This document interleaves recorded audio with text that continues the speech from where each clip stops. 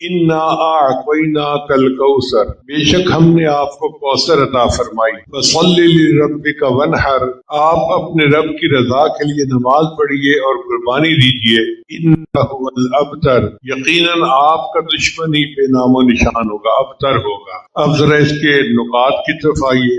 انا سے اللہ تعالیٰ نے اس کلام کو شرمایا۔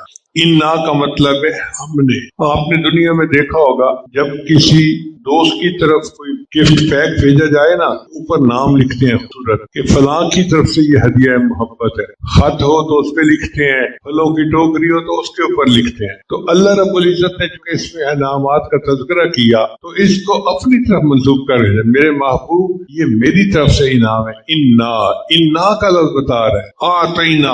آتینا کا مطلب ہم نے عطا کیا، یہاں پر لفظ آتینا بھی ہو سکتا تھا، لیکن ایتا جو ہے وہ عام ہے اور اعطا جو ہے وہ خاص ہے۔ اس کا مطلب ہے کہ جو انعام دیا گیا وہ کوئی عام انعام نہیں ہے، وہ خصوصی انعام ہے۔ انا اعطیناک، آگے کاف لایا گیا، آپ کو، یہاں پر تم نہیں کہا کہ تمہیں، اس لیے کہ اس انعام میں کوئی دوسرا نبی اسلام کے ساتھ شریک نہیں ہے۔ یہ کسی کے ذہن میں بھی نہ آئے کہ اس انعام میں اور بھی کوئی شریک ہے، یہ خاص انعام نبی علیہ السلام کے لیے ہے۔ انا اعطیناک، جب انعام کی باری ہوتی ہے نا، دینے والے کو دیکھا جاتا، دینے والا جتنا بڑا ہوتا ہے انعام اتنا ہی بڑا، جی مجھے فلاں نے انعام دیا تھا۔ تو جب انعام دینے والا اللہ رب العزت ہے تو پھر انعام کی عظمت بہت بڑھ گئی۔ اللہ فرماتے ہیں انا اعطیناک الکوثر، اے محبوب بے شک ہم نے آپ کو کوثر عطا فرمایا۔ لفظ کوثر کا مطلب ہوتا ہے کثیر چیز عطا فرمایا، کثرت والی، مگر مفسرین نے اس کے 18 مطلب بیان کیے۔ یہ یاد کرنے والی بات ہے، کوثر کے کتنے مطلب بیان ہوئے ہیں؟ 18۔ ایک مطلب تو یہ کہ اس سے مراد نہر فی الجنہ، جنت کی ایک نہر ہے جو نبی علیہ السلام کو معراج میں دکھائی گئی۔ فَإِذَا طِيبُهُ مِسْكُ أَزْفَرَ، اس کے پانی کی خوشبو مشک جیسی ہو، جیسے مہک ہوتی ہے نا، ایک انسان کوکا کولا پیتا ہے تو اس کی ایک سمیل ہوتی ہے، جوس پیتا ہے تو اس کی اپنی ایک سمیل ہوتی ہے۔ یہ آب کوثر ایسا ہوگا کہ اس میں سے مشک جیسی خوشبو آئے گی۔ ماء ابیض من اللبن، اور اس کا پانی دودھ سے زیادہ سفید ہو، واحلی من العسل، اور شہد سے زیادہ شیریں۔ سبحان اللہ، اتنا سفید، اتنا شیریں اور اتنا صاف اور اتنا خوشبودار۔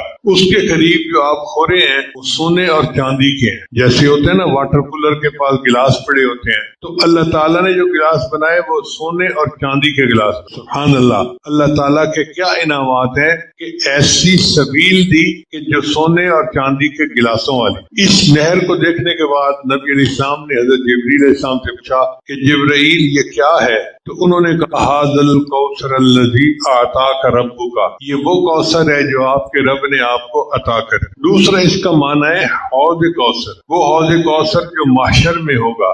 نہر کوثر جنت سے نکلتی ہے مگر حوض کوثر محشر کے دن ہوگا۔ حدیث پاک میں آتا ہے کہ جنت سے 2 پرنالے آتے ہیں، ایک پرنالا سونے کا، ایک پرنالا چاندی کا، جیسے 2 پائپ لائن آ رہی ہوتی ہے نا تو پانی کولر میں جا رہا ہوتا ہے۔ جنت کے جو حوض ہوگا اس کی 2 پائپ لائن ہوگی، ایک سونے کی ہوگی، ایک چاندی کی ہوگی۔ اس پر نبی علیہ السلام نے فرمایا کہ میری امت کے ساتھ قیامت کے دن ملاقات ہو۔ نبی علیہ السلام نے فرمایا ان موعدکم الحوض، میرے وعدے کی جگہ حوض ہے، وانی لانظر الیہ، اور میں اس کے اس طرح دیکھ رہا ہوں، وانا فی مقامی ھذا، کہ جیسے میں آنکھوں سے قریب کھڑا دیکھ رہا ہوں، ومنبری علی حوضی، اور میرا ممبر حوض کے اوپر ہوگا۔ یعنی نبی علیہ السلام جیسے کرسی پہ کوئی بندہ بیٹھا ہوتا ہے تو اس سبیل کے پاس کرسی پر اللہ کے حبیب صلی اللہ علیہ وسلم تشریف فرما ہوں گے۔ پھر اس کے برتن آسمان کے ستاروں کی تعداد سے بھی زیادہ ہوں، اس لیے کہ نبی اسلام کی امت سب سے زیادہ، تو ایسے لگتا ہے کہ وہ ڈسپوزیبل چیزیں نہیں ہوں گی۔ اللہ تعالیٰ بس ہر بندے کو الگ جو ہے وہ برتن میں حوض کوثر پلائیں، زوایا ہو سوا ہو، کہ چاروں طرف برابر ہوگی۔ اس کا مطلب یہ کہ حوض کوثر چوکور ہوگا، چاروں طرف برابر ہوگا۔ من یشرب منہا فلا یظمأ ابدا، جو ایک مرتبہ اس کا مشروب پی لے گا پھر اس کے بعد اس کو کبھی پیاس نہیں لگے، سیراب ہو جائے گا۔ तफसीर कुर्तुबी में लिखा है कि हौज कौसर के चारों कोनों पर नबी अलैहिस्सलाम के चारों खलफा मौजूद, एक कोने पर सैयदना सिद्दीक अकबर लानो, एक पे हजरत उमर लानो, एक पे सैयदना उस्मान गनी लानो और एक पे सैयदना अली रजी अल्लाह। और तफसीर कुर्तुबी में उन्होंने ये भी लिखा है कि जो बंदा इनमें से किसी एक के बारे में दिल में बोझ रखता होगा वो उसको हौज कौसर का पानी नहीं पिलाएंगे, और जब एक पिलाने से इनकार कर देंगे तो सब इनकार कर देंगे। अब कितने खुश नसीब होंगे जिनको हजरत अली लानो पिलाएं, जिनको हजरत उस्मान गनी लानो पिलाएं, जिनको हजरत उमर लानो पिलाएं और जिनको सिद्दीक अकबर लानो खुद पिलाएं। और तफसीर में लिखा है कि बाज ऐसे भी खुश नसीब होंगे जिनको अल्लाह के महबूब सम खुद अपने हाथों से हौज कौसर पिलाएं। कौसर का तीसरा माना है अन्नहु रफ़अतुल ज़िक्र, कि अल्लाह ताला ने अपने महबूब के जिक्र को बुलंद किया। चुनाचे काफिर कहते थे कि नबी अलैहिस्सलाम की जब तक वफात होगी तो उनका कोई नाम व निशान नहीं रहेगा। अल्लाह ने फरमाया मेरे महबूब में आपके जिक्र को बुलंद कर। अब इसकी भी तफसील सुन लीजिए कि एक मरतबा जिब्रील अलैहिस्सलाम नबी अलैहिस्सलाम की खिदमत में हाजिर आए। अल्लाह के हबीब सल्लल्लाहु अलैहि वसल्लम, अल्लाह ताला आपसे पूछते हैं कि मैं आपका जिक्र किस तरह से बुलंद करूं? तो नबी अलैहिस्सलाम ने जवाब में फरमाया अल्लाह आलम, ये तो अल्लाह ही बेहतर जानता है। तो अल्लाह ने जवाब दिया मेरे महबूब मैं आपका जिक्र इस तरह बुलंद करूंगा कि जब मेरा जिक्र होगा वहीं पे तेरा जिक्र होगा, जहाँ जिक्र खुदा होगा वहीं पे जिक्र मुस्तफा। अल्लाह ने अपने महबूब सल्लम को क्या ऊंचा मकाम दिया कि जहाँ जिक्र खुदा होगा वहीं पे जिक्र मुस्तफा हो। चुनाचे कलमा तैयबा में देखें अल्लाह के नाम के साथ नबी अलैहिस्सलाम का नाम, नमाज में देखें अल्लाह के नाम के साथ नबी अलैहिस्सलाम का नाम, तशहुद में देखें अल्लाह के नाम के साथ नबी अलैहिस्सलाम, खुतबों में देखें अल्लाह के नाम के साथ नबी अलैहिस्सलाम का नाम नामी आता है। नबी अलैहिस्सलाम का तज़किरा अल्लाह ने तौरात, इंजील और ज़बूर में भी किया, पहली आसमानी किताबों में। चुनांचे अल्लाह ताला फरमाते हैं अल्लज़ी यजिदूनहु मक्तूबन इंदहुम फित तौरात वल इंजील। चुनांचे एक सहाबी कहते हैं कि मैंने अर्ज किया अल्लाह के नबी सल्लल्लाहु अलैहि वसल्लम, नहीं एक और सहाबी से पूछा कि मुझे बताइए कि नबी अलैहिस्सलाम का तज़किरा तौरात इंजील में कैसे था? तो उन्होंने फरमाया कि नबी अलैहिस्सलाम के मुख्तलिफ नाम थे। एक नाम था हिर्जुल उम्मीयीन, अनपढ़ों की पनाहगाह। उम्मत अनपढ़ थी तो नबी अलैहिस्सलाम अनपढ़ों की पनाहगाह थे। एक जगह फरमाया अंत अब्दी व रसूली, ऐ मेरे महबूब आप मेरे बंदे हैं और मेरे रसूल हैं। समईतुकल मुतवक्कल, मैंने आपका नाम मुतवक्कल रख दिया। ये तौरात और इंजील में नबी अलैहिस्सलाम के बारे में अल्लाह ताला की तरफ से खुशखबरियां हैं। न वो तो शुरू होंगे न वो सख्त दिल होंगे, न बाजारों में शोर करने वाले, न बुराई का जवाब बुराई से देने वाले, बल्कि माफ करने वाले और बख्श देने वाले हों। और अल्लाह उनकी रूह को उस वक्त तक कब्ज नहीं करेगा जब तक कि अपने हाथों से टेढ़ी मिल्लत को सीधा न कर ले और वो ला इलाहा इल्लल्लाह न पुकारने लगे। यानी जब तक सब लोग ला इलाहा इल्लल्लाह पर जमा नहीं हो जाएंगे अल्लाह उनको उस वक्त तक दुनिया से नहीं उठाए। जब तक आपके कलमे की वजह से अल्लाह ताला अंधी आंखों को बीना, बहरे कानों को और गाफिल दिलों के पर्दों को खोल नहीं देगा। ये बुखारी शरीफ की रवायत। चौथा माना इसका है वो मकामल महमूद व शफाअतुल कुबरा, कि कौसर से मुराद मकाम महमूद और शफाअत कुबरा है। ये वो मखसूस मकाम है जो क़यामत के दिन अल्लाह अपने प्यारे हबीब सम को अता फरमाएंगे, आपके अलावा किसी और को नहीं मिले। हदीस मुबारका में है कि क़यामत के दिन अव्वलीन और आखिरीन सब जमा होंगे और वो दिन 50,000 साल का होगा और सूरज बहुत गर्म होगा। हर बंदा अपने गुनाह के मुताबिक पसीने में डूबा हुआ होगा और पसीना इतना ज्यादा गर्म होगा कि जैसे पानी में कोई चीज उबल रही होती। अब आप अंदाजा लगाइए इतनी गर्मी में बंदे का थोड़ी देर खड़े होना मुश्किल होगा। हर बंदा चाहेगा कि हमें अर्श का साया मिल जाए, हमारा हिसाब शुरू हो, हम इस मुसीबत से निजात पाए। तो अंबियाए कराम हजरत आदम अलैहिस्सलाम से कहेंगे कि आप अंबिया के जद्दे अमजद हैं, आप अल्लाह से सिफारिश करें। वो कहेंगे नहीं मैं नहीं कर सकता, मैं अल्लाह से डरता हूँ। चुनाचे हजरत नूह अलैहिस्सलाम के पास आएंगे, वो भी कह देंगे जी نہیں میں اللہ سے ڈرتا ہوں، میں اللہ کے سامنے بات نہیں کرتا کیونکہ اللہ بڑے جلال میں ہوں۔ پھر سب حضرت ابراہیم علیہ السلام کے پاس آئے، کرتے کرتے حضرت موسیٰ علیہ السلام، عیسیٰ علیہ السلام سب انکار کر دیں گے۔ پھر سب انبیاء مشورہ کریں گے کہ ہمیں چاہیے کہ نبی علیہ السلام کے پاس جائیں، وہ اللہ کے محبوب ہیں، وہ ہماری سفارش کریں۔ تو جب سب انبیاء آ کر سفارش کریں گے تو نبی علیہ السلام فرماتے ہیں کہ میں اس وقت اللہ کے سامنے سجدہ کروں گا اور میں اپنی امت کے بارے میں رونے لگ جاؤں گا، اور جب میں روؤں گا تو اللہ فرمائیں گے اے میرے محبوب ارفع رأسک سل تعطیٰ، کیوں روتا ہے؟ تو مانگ، جو مانگے گا میں تمہیں عطا کر دوں۔ چنانچہ نبی علیہ السلام کی شفاعت پر قیامت کے دن ہم جیسے گناہگاروں کو خوشی ہو۔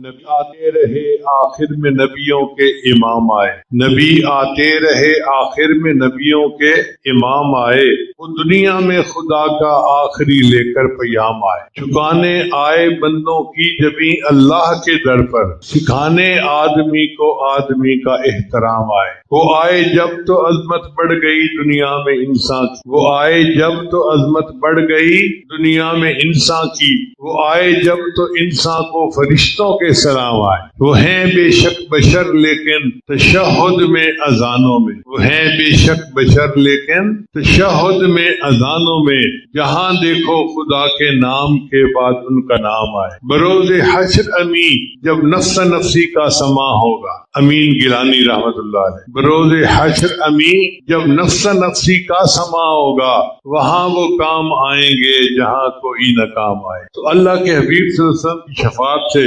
قیامت کے دن ہم جیسے بہت سارے گناہگاروں کی بخشش ہو جائے۔ ایک اس کا معنی ہے اولاد، کوثر کا ایک معنی کیا ہے؟ اولاد۔ چنانچہ اولاد دو طرح کی ہوتی ہے، ایک نسبی اور ایک روحانی۔ جو نسبی اولاد ہے وہ سیدۃ فاطمہ رضی اللہ تعالی عنہا سے آگے چلی، اور آج 1400 سال گزرنے کے بعد بھی دنیا میں سادات موجود ہیں۔ جس ملک میں چلے جاؤ، جس شہر میں چلے جاؤ، آپ کو سید گھرانہ مل جائے۔ تو اللہ نے دیکھو آپ کو کیا بخت دیے کہ آپ صلی اللہ علیہ وسلم کی اولاد 1400 سال تک آگے چل رہی۔ ایک ہوتی ہے روحانی اولاد، تو اگر اس سے روحانی اولاد مل جائے تو یہ بھی جائز، کیونکہ نبی علیہ السلام نے فرمایا کہ میں ہر متقی پرہیزگار میری آل میں سے ہے۔ اور ایک حدیث میں نبی علیہ السلام نے فرمایا انما انا لکم بمنزلۃ الوالد، میں تمہارے لیے باپ کی مانند۔ تو اگر نبی علیہ السلام نیک آدمیوں کے باپ ہیں، پوری امت روحانی اولاد ہے، گویا اولاد پوری دنیا میں پھیلی ہوئی ہے۔ یہ نعمت اللہ نے اپنے محبوب کو عطا فرمائی۔ پانچواں مطلب اس کا یہ ہے وہ خیر الامم، کہ اللہ نے اپنے محبوب کی امت کو خیر الامم بنا دیا، یہ کوثر ہے۔ یہ معنی بھی ٹھیک ہے۔ اللہ تعالیٰ قرآن میں فرماتے ہیں اس امت کے بارے میں کنتم خیر امت اخرجت للناس، تم بہترین امت ہو، اللہ نے تمہیں انسانوں کی بھلائی کے لیے بھیجا ہے۔ پھر یہ امت وسط ہے، درمیانی امت۔ وَكَذَلِكَ جَعَلْنَاكُمْ أُمَّةً وَسَطًا لِتَكُونُوا شُهَدَاءَ عَلَى النَّاسِ۔ اللہ تعالیٰ نے معراج کی رات نبی علیہ السلام کو فرمایا وَجَعَلْتُ مِنْ أُمَّتِكَ قُلُوبُهُمْ أَنَاجِيلُهُمْ، اور میں نے امت کے، آپ کی امت کے سینوں کو انجیل کی مانند بنا دیا۔ انجیل اللہ کی کتاب ہے، تو آج بھی جو بندہ قرآن پاک کا حافظ ہوتا ہے اس کی مثال انجیل کی مانند ہے، قرآن کی مانند۔ علامہ اقبال فرماتے ہیں ہر لحظہ مومن کی نئی آن نئی شان، کردار میں گفتار میں اللہ کی برہان، یہ بات کسی کو نہیں معلوم کہ مومن قاری نظر آتا ہے حقیقت میں ہے قرآن۔ تو قرآن کا حافظ حقیقت میں قرآن مجید ہی کے حکم میں ہوتا ہے۔ ایک اس کا معنی مفسرین نے لیا ہے ساتواں خلق عظیم، کہ کوثر سے مراد نبی السلام کے اخلاق عظیمہ ہے۔ نبی السلام نے ارشاد فرمایا بعثت لأتمم مکارم الاخلاق، میں مکارم اخلاق کی تعلیم دینے کے لیے دنیا میں آیا ہوں۔ نبی السلام نے فرمایا ادبنی ربی فاحسن تادیبی، میرے رب نے مجھے ادب سکھایا اور بہترین ادب سکھایا۔ اب سوچئے کہ جس کا مربی خود اللہ ہو اس کی تربیت کتنی اعلیٰ ہوگی۔ چنانچہ تمام انبیاء کی صفات کو اللہ نے اپنے محبوب صلی اللہ علیہ وسلم کے اندر جمع کر دیا۔ آدم علیہ السلام की अनाबत, नूह अलैहिस्सलाम की इस्तकामत, इदरीस अलैहिस्सलाम की हिदायत, शीस अलैहिस्सलाम की करामत, इब्राहीम अलैहिस्सलाम की खुल्लत, इस्माईल अलैहिस्सलाम की इताअत, याकूब अलैहिस्सलाम का हुस्न, इसहाक अलैहिस्सलाम की बशाशत, मूसा अलैहिस्सलाम की वजाहत, हारून अलैहिस्सलाम की सादगी, ज़करिया अलैहिस्सलाम की यकीन और नबी और याहया अलैहिस्सलाम की हिकमत, यूसुफ अलैहिस्सलाम का हुस्न, यूनुस अलैहिस्सलाम का गम, अय्यूब अलैहिस्सलाम का सब्र, दाऊद अलैहिस्सलाम की कुव्वत, सुलेमान अलैहिस्सलाम का तदब्बुर और लूत अलैहिस्सलाम की शराफत, इन तमाम को अल्लाह ने अपने महबूब में जमा फरमा दिया। चुनाचे हमारे सिलसिला के बुजुर्ग मौलाना जामी नक्शबंदी रहमतुल्लाह अलैह ने शेर कहा, उसने यूसुफ दमे ईसा यद बैज़ादारी, उसने यूसुफ दमे ईसा यद बैज़ादारी, आंचे खूबा हमदारन तो तन्हादारी। ए महबूब, यूसुफ अलैहिस्सलाम का हुस्न और यूसुफ अलैहिस्सलाम की फूंक और मूसा अलैहिस्सलाम का यद बैज़ा, इन तमाम हसीनों के पास जो मोजज़ात थे, आप अकेले के पास ये सब मोजज़ात मौजूद। बाद मुफस्सिरीन ने कौसर से नबी अलैहिस्सलाम के मोजज़ात मुराद लिए हैं। चुनाचे अल्लामा इब्न हजर अस्कलानी ने नबी अलैहिस्सलाम के मोजज़ात की तादाद का जिक्र करते हुए फरमाया है कि उनकी तादाद 1000 से ज्यादा है। इमाम नववी रहमतुल्लाह अलैह ने सही मुस्लिम के मुकदमा में जिक्र फरमाया कि नबी अलैहिस्सलाम के मोजज़ात की तादाद 1200 से ज्यादा है। इमाम बहकी रहमतुल्लाह ने अल-मदखल में फरमाया है आपके मोजज़ात 1000 तक हैं। और अल्लामा ज़ाहिदी हनफी रहमतुल्लाह अलैह वो फरमाते हैं कि नबी अलैहिस्सलाम के मोजज़ात 1000 ही हैं और ये भी कहा कि 3000 तक उनकी तादाद है। अगर नबी अलैहिस्सलाम के मोजज़ात को तकसीम किया जाए तो उसकी 10 किस्में बनती हैं। कितने किस्में बनती हैं? 10 किस्मतें। पहले मोजज़ात है अफलाकी मोजज़ात, तो नबी अलैहिस्सलाम की उंगली के इशारे से चांद तो टुकड़े हो गया, ये अफलाकी मोजज़ा था जो रुनमा हुआ। फिर दूसरा है जमादाती मोजज़ा। जमादात कहते हैं पहाड़, पत्थर, जमीन। चुनाचे पत्थर थे जो नबी अलैहिस्सलाम को सलाम किया करते थे। नबी साहब ने फरमाया, मैं मक्का मुकरमा में ऐसे पत्थर को जानता हूँ जो मेरी बेसत से पहले मुझे सलाम किया करता था और मैं उस पत्थर को अब भी जानता हूँ। दामाद रसूल हजरत अली रज़ियल्लाहु तआला अन्हु बयान फरमाते हैं कि एक मर्तबा मैं नबी अलैहिस्सलाम के हमरा था, हम दोनों मक्का मुकरमा के नवा में चले गए तो मैंने देखा कि जो पहाड़ और दरख्त सामने आता अल्लाह के रसूल सल्लल्लाहु अलैहि वसल्लम को निहायत अदब से सलाम पेश करता। फिर तीसरा है नबाताती मोजज़ात, दरख्तों का मोजज़ा। जैसे एक खजूर का तना था मस्जिद नबी में जो नबी अलैहिस्सलाम की जुदाई में रो पड़ा था। फिर चौथा है हैवानाती मोजज़ात, जानवरों के मोजज़ात। चुनाचे एक ऊंट ने नबी अलैहिस्सलाम की खिदमत में आके अपने मालिक की शिकायत की। कमजोर घोड़ा था, उसको नबी अलैहिस्सलाम का पैगाम मिला तो उसने तेज भागना शुरू कर दिया। एक मर्तबा एक बद्दू गो लेके जा रहा था। गो हमारे इलाके में एक जानदार है जिसको बहुत मजबूती के साथ दीवार को पकड़ लेती है तो वो छोड़ती नहीं है। तो पहले वक्तों के चोर डाकू उसको इस्तेमाल करते थे, उसको दीवार के साथ चिपका देते थे और फिर उस रस्से के साथ दीवार फैलांग जाया करते। वो गो खाना है तो हराम, लेकिन अरब के लोग उस वक्त गो खाया करते थे। तो वो देहाती एक मरी हुई गो लेके जा रहा था। रास्ते में नबी अलैहिस्सलाम से मुलाकात हो गई तो नबी अलैहिस्सलाम ने उससे फरमाया कि तुम कौन हो। उसने अपना नाम बताया। फिर नबी अलैहिस्सलाम ने उस दीन की दावत दी कि मैं अल्लाह का रसूल हूँ और तुम मेरे पे ईमान ले आओ। उसने सोचा कि मैं कोई ऐसी बात करूं जो नामुमकिन है।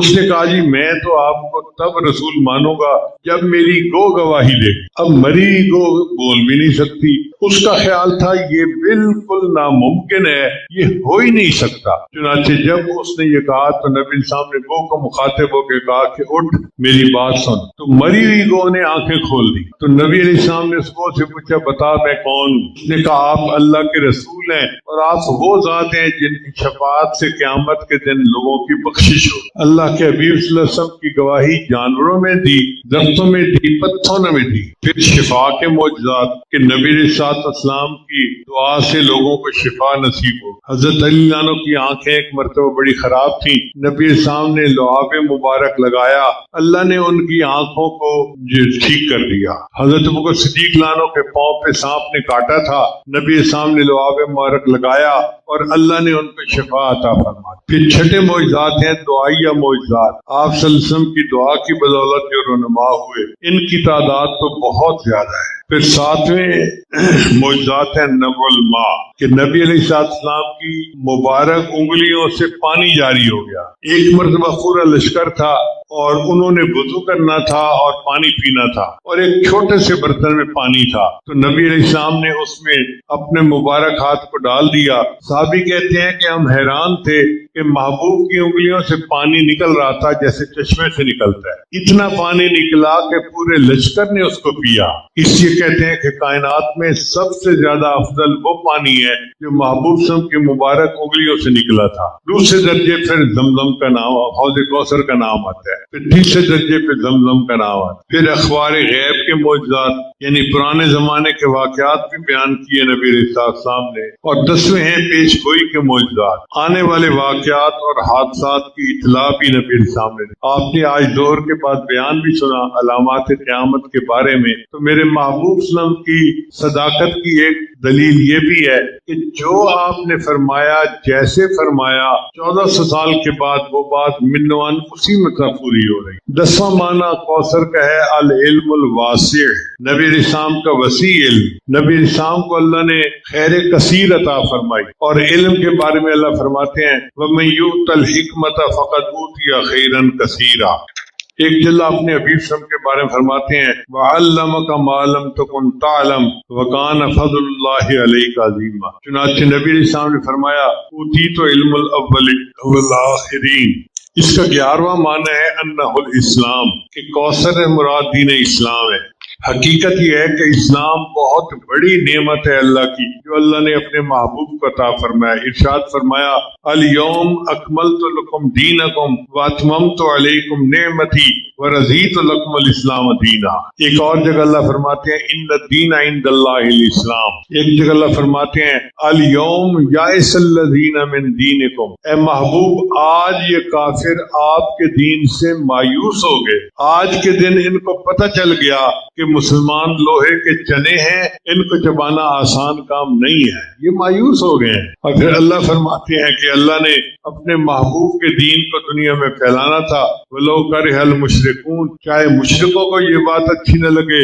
وَلَوْ كَرِهَ الْكَافِرُونَ، چاہے کافروں کو یہ بات اچھی نہ لگے. ایک معنی یہ ہے انہ القرآن کہ کوثر سے مراد نبی علیہ السلام کو جو قرآن عطا فرما دیا وہ ہے. قرآن مجید اپنے فضائل و کمالات کے لحاظ سے بے مثل اور بے نظیر ہے. اپنے فوائد و ثمرات، فیوز و برکات اور اسرار العلوم کے اعتبار سے لاسانی ہے. چنانچہ نبی علیہ السلام نے قرآن کے بارے میں تاریخی باتیں کہی. فرمایا فیہ نبأ ما قبلکم و خبر ما بعدکم. اس میں تم سے پہلے والوں کی بھی خبریں ہیں اور آنے والے بندوں یعنی امتوں کی بھی خبریں ہیں. وحکم ما بینکم، اور تمہارے درمیان کے احکام بھی اس قرآن میں موجود ہیں. وہو الفصل لیس بالحزن، اور یہ قول فیصل ہے، کوئی مذاق کی بات نہیں ہے. من ترکہ من جبار قسمہ اللہ، جو اس کو اپنی سرکشی کی وجہ سے قرآن کو چھوڑے گا اللہ اس کو توڑ کے رکھ دے گا. ومن ابتغى الهدى من غیرہ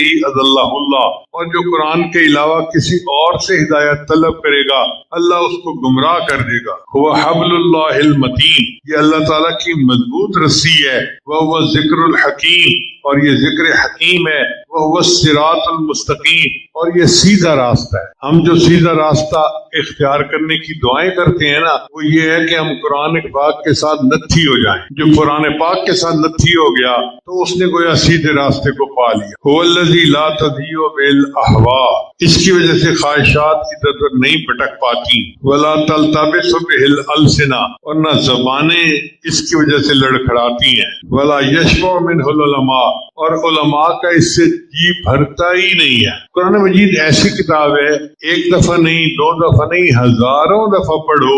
یہ نہیں ہوتا جی ہم پڑھ چکے ہیں اب اس میں کوئی انٹرسٹ نہیں رکھا. ہر دفعہ ایک نیا لطف ہوتا ہے، ایک نیا مزہ ہوتا ہے. اس کا مزہ اس طرح سمجھیے کہ جیسے سخت روزہ لگا ہوا ہو، بندہ افطار کرے اور اس وقت اس کو آئس کریم کھانے کے لیے کوئی دے تو ہر لقمہ کھانے کا الگ مزہ ہو. تو جس طرح آئس کریم کی ہر لقمہ کھانے کا مزہ الگ ہے، قرآن مجید کی ہر آیت کے پڑھنے کا مزہ جدا ہے. اس کو پڑھتے جائیے اور اللہ کی کتاب کے پڑھنے کے مزے لیتے جائیں۔ علماء کتنا ہی پڑھیں ان کو اس سے آسودگی نہیں ہوتی، یعنی بوریت نہیں ہوتی۔ کوئی کتنا ہی قرآن پاک پڑھے، اس کو دنیا کی عام کتاب ہو نا، ایک دفعہ پڑھو تو ٹھیک، دوسرے دفعہ پڑھنے کو دل نہیں کرتا، تیسری مرتبہ تو ہاتھ لگانے کو دل نہیں کرتا، چوتھی مرتبہ کہتا ہے بندہ یار میرے سامنے نام ہی نہ لو، تو 2-3 دفعہ کتاب پڑھ کے بندہ کہتا ہے نام ہی نہ لو۔ اور یہ قرآن مجید ہے کہ لوگ ساری زندگی اس کو پڑھتے رہتے ہیں۔ شیخ عزیز صاحب کے ایک بیان میں آپ نے سنا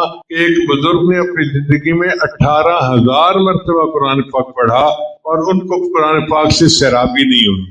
اس لیے قرآن پاک کبھی بے مزہ اور پرانا نہیں ہوتا، اس کی انوکھی باتیں ختم نہیں ہوتی، اور وہ قرآن جسے سن کر جن بھی خاموش نہ رہ سکے بلکہ پکار اٹھے کہ ہم نے ایک عجیب کلام سنا ہے جو بھلائی کا راستہ دکھاتا ہے، تو ہم اس پر ایمان لے آئے، جو اس کے مطابق بولے گا، اس کے مطابق عمل کرے گا، اسے اجر و ثواب دیا جائے گا، اور جس نے اس کے مطابق فیصلہ کیا اس نے انصاف کیا، اور جس نے اس کی طرف بلایا اس نے سیدھے راستے کی ہدایت دی۔ اور ایک معنی اس کا یہ ہے اولیاء کرام، اس امت کے اولیاء کرام ہیں کوثر سے مراد۔ چنانچہ کافر تو یہ سمجھتے تھے کہ نبی علیہ السلام کی وفات کے بعد آپ کا نشان مٹ جائے گا۔ اللہ رب العزت نے آپ کو ایسے جانشین عطا کیے، ایسے نائب عطا کیے، آج 1400 سال گزرنے کے بعد بھی نبی علیہ السلام کا زندہ ہے اور انہوں نے اپنے گلشن سجا رکھا۔ اس لیے جیسے نبی علیہ السلام کی ذات بہت اعلیٰ ہے، اللہ نے اس امت کے اولیاء کی شان بھی ایسے اعلیٰ بنا دی۔ نبی السلام نے فرمایا العلماء ورثۃ الانبیاء، علماء انبیاء کے وارث ہوتے ہیں۔ چنانچہ امت کے جو فقہاء تھے، محدثین تھے، واقعی ان کا درجہ اللہ نے بنی اسرائیل کے علماء جیسا لکھا، بس فرق یہ ہے کہ ان انبیاء کے پاس نبوت کا تاج تھا، ان کے پاس وہ تاج نہیں ہوگا، ورنہ قدر و منزلت میں یہ اس کے ساتھ ہو۔ حدیث مبارکہ میں آتا ہے قیامت دن انبیاء کی صفیں بنے گی، جہاں ختم ہوں گے وہاں پہ اس امت کے علماء کو اللہ بٹھا دیں گے، یعنی جس لائن میں انبیاء بیٹھے ہوں گے اسی میں علماء ہوں گے، مگر ان کے سر پہ نبوت کا تاج نہیں ہوگا۔ 13واں مطلب اس کا یہ ہے ان الکوثر النبوہ، کہ نبوت کامل جو اللہ نے اپنے محبوب کو عطا فرمائی، کوثر سے مراد وہ ہے۔ نبی علیہ السلام صرف نبی نہیں تھے، خاتم النبیین تھے، آپ نبیوں کے بھی امام تھے، نبیوں کے بھی نبی تھے۔ چنانچہ اللہ نے قرآن مجید میں اپنے نبیوں سے وعدہ لیا کہ اے میرے انبیاء، اگر تمہارے سامنے وہ رسول آئے جو تمہاری تصدیق کرے تو کیا تم اس پر ایمان لاؤ گے اور اس کی مدد کرو گے؟ وَإِذَا أَخَذَ اللَّهُ مِيثَاقَ النَّبِيِّينَ، اللہ نے انبیاء سے یہ عہد لیا، لَمَا آتَيْتُكُم مِّن كِتَابٍ وَحِكْمَةٍ ثُمَّ جَاءَكُمْ رَسُولٌ مُصَدِّقٌ لِّمَا مَعَكُمْ لَتُؤْمِنُنَّ بِهِ وَلَتَنصُرُنَّ قَالَ أَأَقْرَرْتُمْ، اللہ نے پوچھا میرے انبیاء کیا تم سب نے اس کا اقرار کر دیا؟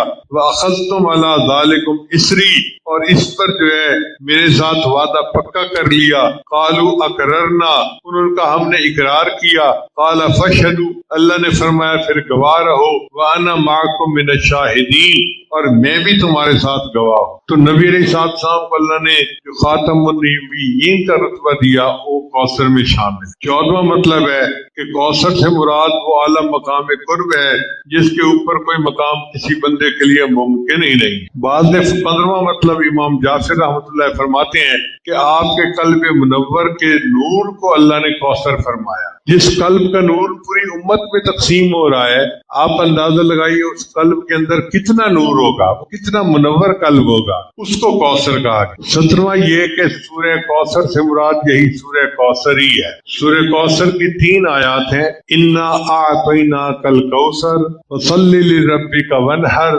ان شانئک هو الابتر۔ یہ قرآن مجید کی سب سے چھوٹی سورت ہے۔ جب یہ سورت اتری تو مکہ کے کافر نے سوچا کہ بڑے اچھے اشعار ہیں اور ایک شعر کی کمی ہے، اگر چوتھا شعر فٹ ہو جائے نا پھر ہم کہیں گے دیکھو جی ہم نے تمہارے مقابلے کا قرآن بنا دیا۔ چنانچہ مکہ مکرمہ کا ایک شاعر تھا جو غاروں میں رہتا تھا، تنہائی میں وقت گزارتا تھا، یعنی غالب اور میر تقی میر جیسا کوئی شاعر تھا، الگ زندگی گزارتا تھا۔ وہ اس کے پاس گیا اور اس کو جا کے کہا کہ یہ 3 فکرے تو میں نے بنا دیے، 4تھا فکرہ میں نے نہیں بنایا، وہ تو بنا دے۔ اس نے وعدہ کر لیا۔ اب وہ کئی دن سوچتا رہا کہ 4تھا فکرہ کون سا بناؤں جو فٹ ہو جائے۔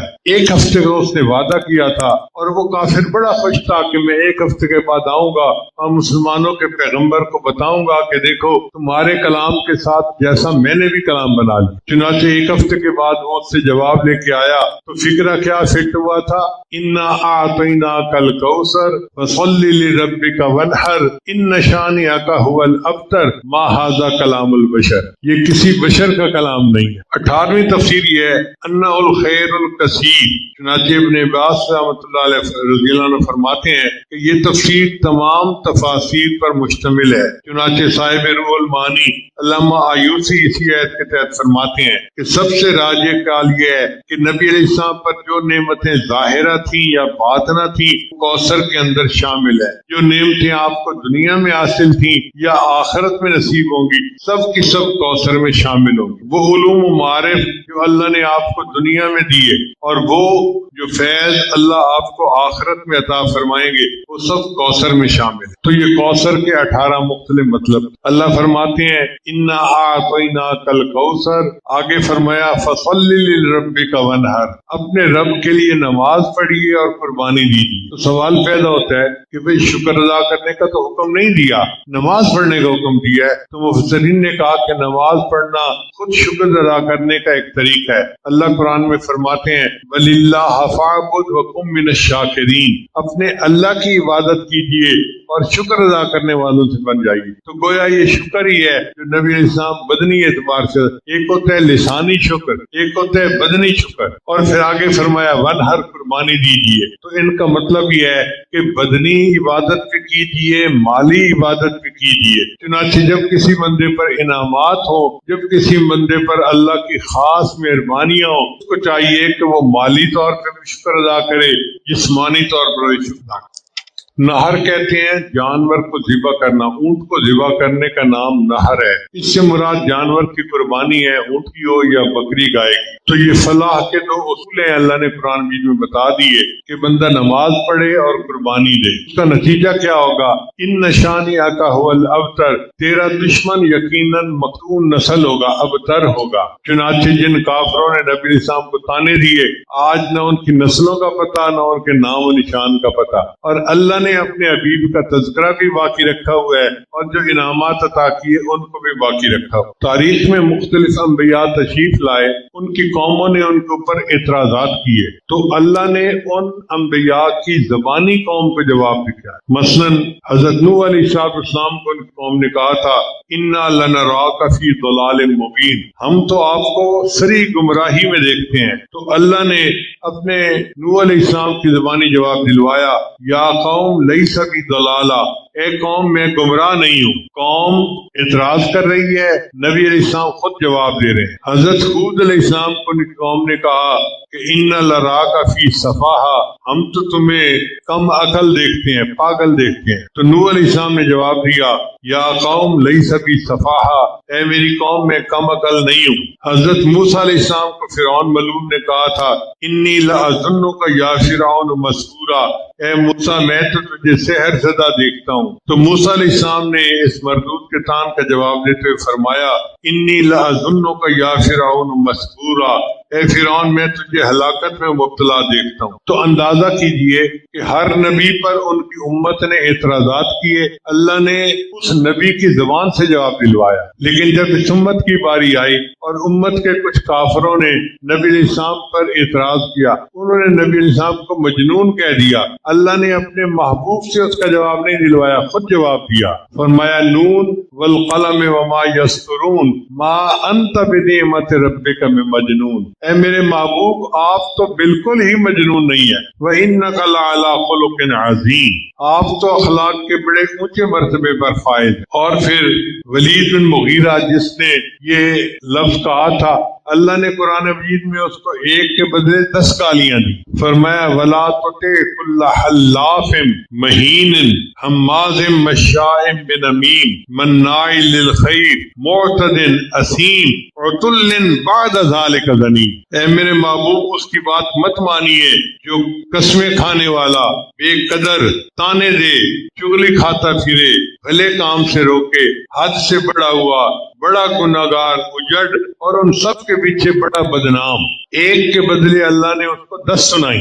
یہاں شاہ عبد العزیز رحمۃ نے تفسیر عزیزی میں ایک نقطہ لکھا ہے. وہ فرماتے ہیں ایک کلمہ گستاخی کا اگر کسی نے نبی علیہ السلام کے بارے میں بولا، اللہ نے جواب میں اس کے 10 عیب گنوا دیے. اس سے پتہ چلتا ہے کہ نبی علیہ السلام کی گستاخی کی سزا 10 گناہ ہیں. تو پھر نبی علیہ السلام کی تعریف کی بدلہ بھی 10 گنا ہونا چاہیے.